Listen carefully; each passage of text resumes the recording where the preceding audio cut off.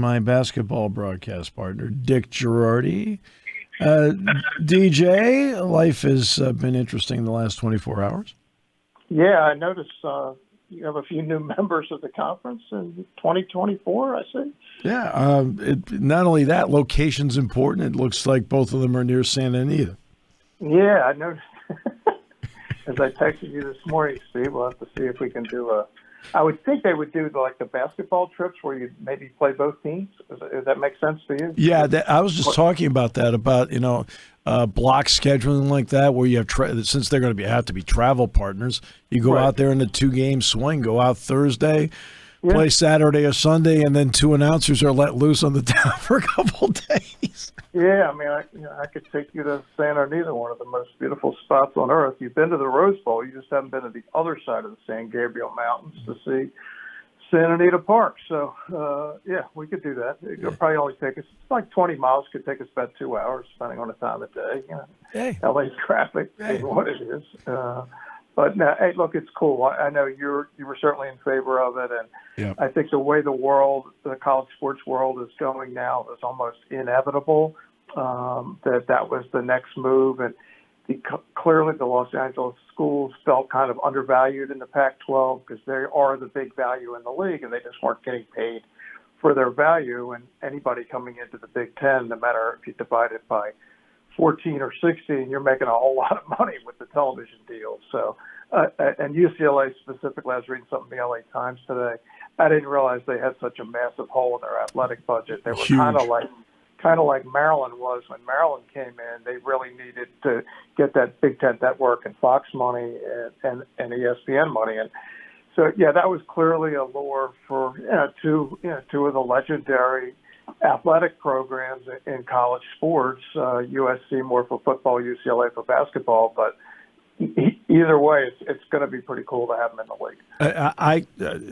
I couldn't agree more about that. I think Maryland and Rutgers were neat because of the travel part for you and me. But to me, this was dynamic. You just, I mean, there's a difference between the two. It's because this move's dynamic. It does, and I know USC has been to Beaver Stadium. Steve, has UCLA been there? Certainly no time recently. No, not since the '60s. UCLA and Penn State played a 6-game series, 6 years in a row in the '60s, starting with Rip Engel, and then ending with Joe. They haven't played since '68 when Penn State went out there 21-6. Okay, so yeah, I mean, and that was at the point where I guess UCLA would have been in what was did the Pac-8 even exist? It was a Pac-8, and they had Gary Beeman at quarterback, the Heisman Trophy winner. Okay, so, and of course, Penn State was still 25 years away from being in the Big Ten at that point. So, yeah, I mean, and it's going, look, UCLA at one time did have a great football program. They've had moments. It's been a while. But it's not like there's no good players out there. And clearly USC with Lincoln Riley is going to be back and probably back fast. Yeah. There's just too much talent out there for that not to work. And obviously they have, when they're good, that's a huge deal in Los Angeles. And I know it would be a big deal for UCLA to start filling up that second deck at the Rose Bowl because they've had major attendance problems. For people that don't know, USC essentially plays on campus. Yeah. The Coliseum is literally right next to USC's campus, where UCLA does not have a home stadium, and they play in Pasadena. And they're down, of course, not particularly close to Pasadena. No, they aren't. But they 2-3 years ago re-upped their lease. The lease for UCLA at the Rose Bowl runs through 2044 now. I mean, I don't think given their budget situation, it wasn't like they were going to build an on-campus exactly. stadium. Yeah, and there's no particular room for it. I mean, I've been to UCLA. It's an awesome campus, but it's not the kind of place you're putting a football stadium on. And you got one of the great iconic stadiums in the world. If your team is good enough, it'll be fine. And they just got to get better. The basketball part of the conversation. Now, that's not the driver of this, but eventually it has to be a part of the conversation. The only time I've been around Andy Enfield was when you and I covered Florida Gulf Coast down in Philly when he was the head coach there. It's the only time I've ever been around him. Mick Cronin, you and I have been around a lot. Two excellent coaches. And look, let me put it this way. For James Franklin, Ryan Day, Jim Harbaugh, Paul Chryst, their jobs got more difficult. But at the same time, for Lincoln Riley and Chip Kelly, their jobs is more difficult. Well, the same thing with Chris Holtman, Micah Shrewsbury, Matt Painter, Mike Woodson. Their jobs got more difficult, but the same thing I think for Andy Enfield and for Mick Cronin. Do you see it that way? Yeah, I do. And look, Andy Enfield's terrific. I mean, we remember the Florida Gulf Coast Dunk City when they came to, I don't know what it was called back then. Yeah, the Bank of the Month Arena. Yeah, it's the Wells Fargo Center now in South Philly. It was such a great show. And you knew when they won the 2 games there that I believe they played Florida next in the 16s and got beat, but you knew he was not going to be staying at Florida Gulf Coast. And he's taken USC, which has really been kind of a moribund basketball program for most like forever, really. I mean, they've had a couple moments here and there under my buddy Coach Raveling and before that under Stan Morrison, but really hasn't been that good. So he's made them a real factor out there. And they are regular NCAA participants. I know they were in the 16s and the 8s. I mean, they've been some places. So it's doable. And obviously UCLA has one of the great traditions in history, and they were in the Final Four as recently as last year. So, look, it does a lot for the league, for the basketball as well. And it'd just be interesting to see how that figures out. And my guess is that what we were talking about, any road trip east for those 2 schools, they'd probably go and play at least at 2 places. It'd be kind of silly to make a trip to, say, Rutgers and then go back. Right. Yeah, maybe you go Rutgers, Maryland, or Rutgers, Penn State, Rutgers, Ohio State, whatever it might be. And the same thing for the teams going west. There's ways to do this. Now, look, the unknowns, and this isn't our deal exactly, but what happens to the field hockey team and the women's soccer team, and how does all that stuff play out? I don't know, but let's be realistic. We all understand what it's about. It's about football. It's about getting as much money as possible. And if you're getting, I think you told me the Big Ten money is going to be like $100 million per school soon. Well, regardless of the travel issues, I mean, now you know that you have all of your other sports financed forever, right? I mean, that's always been a big deal. I remember Joe always talked about that when he was there. Like, look, it's not we need an extra home game because we got to help finance all these other sports because they're not bringing money in. So this, to me, how many sports does Penn State have, Steve? 31. 31, which is almost as many as anybody. There's very few schools that have more. USC has 21. Right. Alabama has, like 16, right? I mean, they're at the bare minimum, just enough to say that we're Division I and we can play football. Yeah, I think the 2 of the schools that have more than Penn State are Army and Navy. Yeah. I mean, there's just very few schools that have more. So, and that costs money. Look, you want to have a great, well-rounded athletic program, which certainly Penn State does, but it's not without cost, and cost of everything goes up. So I think I know the president said Penn State said this is a no-brainer. She said we got to do this. Bring in these 2 new schools. Now everybody's getting $100 million. Now you're in the LA market, which is obviously makes the Big Ten network and Big Ten sports even more valuable. And as you said to me, Fox's state, that's where their headquarters are, the Fox Sports. So, look, Los Angeles is one of the 3 biggest markets in the country, and for the Big Ten to get in there is just gigantic. Now it's going to be interesting as to how many games in basketball you play, because they're up to 20 right now, which is 7 home and aways and 6 one plays. Yep. So do you go to 22 and add in 2 more one plays? Do you back off on the 2 plays to 6 and play 21 with 9 one plays? There's a lot of different ways of looking at how to get 15 different opponents in there. Right. My suggestion would be, not that anybody's ever listened to what I say. Same here. is figure out, draw a line that's probably down the center of Indiana, approximately, right?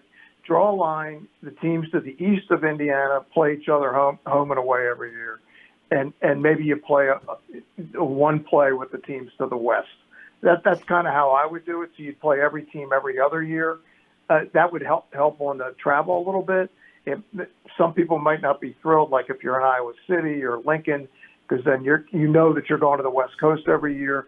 I think that makes the most sense. Now, that's never been the way the Big Ten has done it. No. There have been years where Penn State, like this year, Maryland did not come to State College. Right. That to me just doesn't make any sense. I mean, there are ways to cut down on costs. It's already a pretty good rivalry. Why not make that happen every year? Right. And now football is obviously different because it's a game, and football it's just different. You play once a week. However that plays out, it's fine. Basketball, I think there's a rational way to do it. You're dealing in the wintertime. You have weather. You have all kinds of issues that you do not have during the football season. But that would be kind of the way I would do it. I was just looking at it today. To me, Purdue is probably, at the moment, now unless there's more than 16 at some point, I don't know that they want to do that or not, Purdue to me is probably in the West at the moment, just kind of the way I looked at it. Like Chicago is kind of the dividing line heading west at the moment. But, who knows? I mean, there will be people hopefully figuring this out. But there are better ways to do it than have been done up till now. Well, and let's face it, you've got a lot of TV money here to deal with, which also means TV needs inventory. Yep. So you don't want to have fewer games. Nope. Because you want more control over your inventory. Would that be fair? Sure. Yeah. No, there's no doubt. And look, let's just look a few years down the road. I think we all understand where this is going.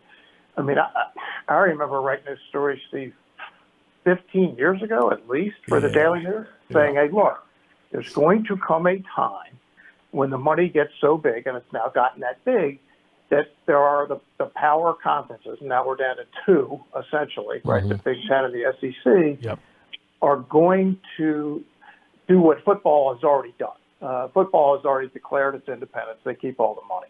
At some point, they're going to look around and go, oh, wait a second, CBS and Turner are paying billions of dollars for the men's basketball tournament, but yet that is being shared with everybody in the NCAA. Why do we, as an entity, need to share this with St. Joe's and LaSalle and St. Francis and Bucknell? I don't like that because I love the NCAA tournament the way it is. Yes. But I think let's be realistic. You're looking at these people, the people that are running this, they're running it as a business, as they should, because that's what it is, are going to say, hey, there's a huge revenue stream out here that we're dividing up among all these schools. Do we really need the middleman? And who's the middleman? The NCAA. Yep. Right? Do we need them at some point in the future? What they do what NCAA does the best is administer championships. They do a great job of it. I mean, just about everyone. The NCAA tournament is beautifully run, but they make all of their money, Steve, is made from the men's basketball tournament. Yep. That's where the NCAA gets 95% of their operating budget. So the people in athletic departments are fully aware of that fact and are going, well, wait a second, why don't we get the money they're already getting from the network football? Why don't we get that from the men's basketball tournament? Because those are the two huge revenue producers in college sports. And you can correct me if I'm wrong. I think everything else loses money. Everything else does lose money.